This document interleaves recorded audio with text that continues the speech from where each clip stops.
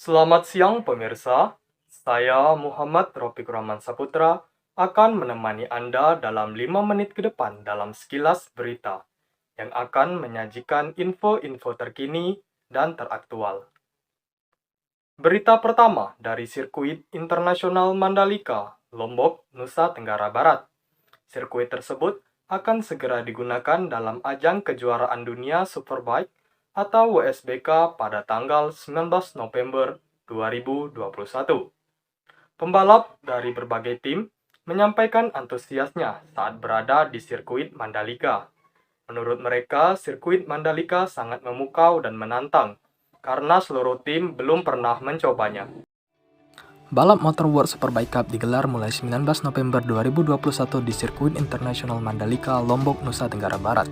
Sejumlah pembalap dari berbagai tim juga sudah tiba di Mandalika untuk menyiapkan diri sebelum balapan dimulai.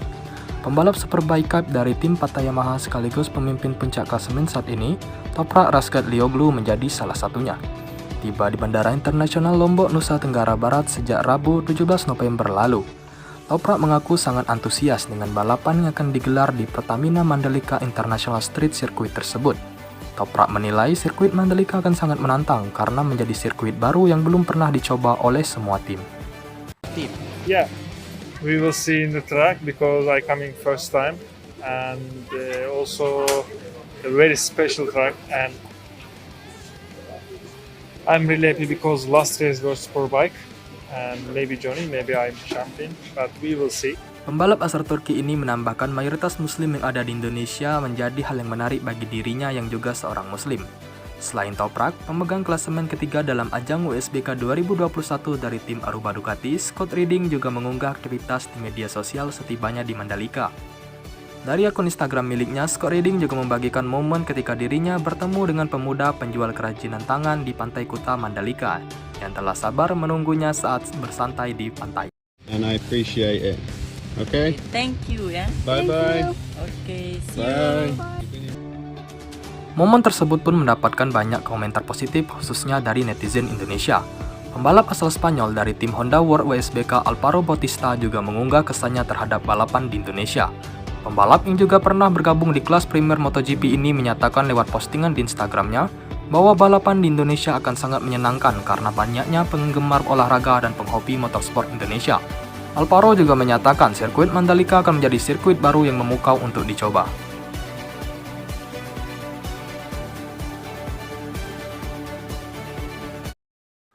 Masih dari sirkuit Mandalika, sindikat copet di WSBK Mandalika akhirnya diringkus polisi.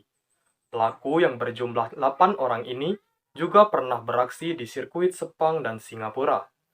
Kini pelaku dijerat pasal 363 KUHP dengan ancaman 7 tahun penjara. Minggu 21 November 2021, terjadi penangkapan sindikat copet yang sedang beroperasi di sirkuit Mandalika. Direktur Reserse Kriminal Umum Polda NTB, Kombes Hari Brata mengatakan, aparatnya telah meringkus 8 orang pencopet. Mereka ditangkap polisi di sejumlah titik sekitar sirkuit. Ia mengatakan, 4 dari 8 yang tertangkap sudah ditetapkan sebagai tersangka dan dijerat pasal 363 KUHP, sementara 4 lainnya masih menjalani pemeriksaan. Menurut polisi, para tersangka beraksi dengan motif keuntungan ekonomi dan murni untuk melakukan pencurian ataupun pencopetan. Adapun modus yang dilakukan para pelaku dalam menjalankan aksinya ialah mereka bertindak sebagai penonton resmi yang menggunakan tiket. Masing-masing pelaku memiliki peran yang berbeda. Ada yang sebagai eksekutor, ada yang menjadi pengoper barang, dan ada yang bertindak sebagai pengumpul barang. Sudah merencanakannya sejak hari apa? Hari Jumat. Hari Jumat pas datang. Iya. Memang niat dari Jakarta tujuan ini ya? Iya. Oke. Datang dari Jakarta. Datang kapan, dari Pak? Jakarta berapa? Naik pesawat apa? Lain. Layan. Bermodal ya. Ya, kapan datangnya Pak? Hari Jumat. Hari Jumat. Pagi. Terus hari Sabtu langsung eksekusi ya? Iya. Masuk Sabtu Minggu. Itu masuk dua kali beli tiket. Masuknya hari Jumat Dan hari Tribun?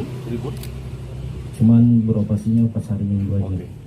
Kalau profesi sehari-hari apa? Ya, NTB, Direktorat Reserse Kriminal Umum telah menangkap dan mengamankan 8 orang pelaku copet, namun yang kami hadirkan di sini 4 masih kami kembangkan terhadap TKP yang lain.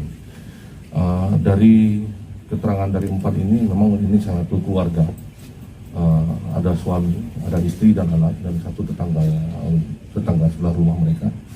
Peranan masing-masing mereka, yang istri sebagai mengajak bicara dan pemetik, kemudian ada mengalihkan perhatian anaknya, kemudian ada yang mengoper barang bukti kepada si suami. Si suami inilah yang melakukan mengeksekusi, handphonenya dimatikan, kemudian memisah kartu, SIM card dan semuanya, kemudian membawa lari barang. Itu yang dilakukan oleh mereka, dan ini dilangsungkan selama kegiatan WSBK. Dan 4 orang lagi yang termasuk yang masih kita kembangkan lagi mencari barang bukti dan yang lain, termasuk korban dari WNA, wartawan orang Jepang.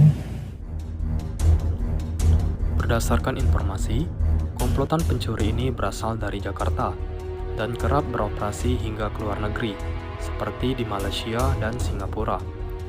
Mereka juga telah berencana mengajak pencopet luar negeri untuk melakukan aksinya pada pergelaran MotoGP bulan Maret 2022 mendatang. Pemirsa, berita tadi mengakhiri perjumpaan kita pada hari ini dalam Sekilas Berita. Saya Muhammad Ropik Rahman Saputra mewakili kru yang bertugas pamit undur diri dan sampai jumpa.